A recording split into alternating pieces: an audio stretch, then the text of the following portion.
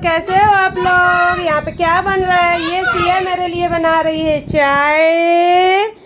अरे वाह, चाय बन गया। ये वाली किचन में चाय बना था और इसमें टिया मेरे को मैंगो जूस बना कर दिया है। मैं इसको फ्रिज में रख दूंगी और जब ये ठंडा हो जाएगा तो फिर मैं इसको पी लूंगी और फ्रिज हम लोग बंद कर देंगे। और यहाँ पे टिया काट रही है बैगन। तो ब्रिंजल, हाँ, ब्रिंजल को बॉईल करो इसमें डाल के। ये ब्रिंजल डाल दिया गया है बॉईल करने के लिए और एक ओनियन डल गया और एक चिल्ली डल गई, मिर्च डल गई। और यहाँ पे मेरे लिए तैयार है टी।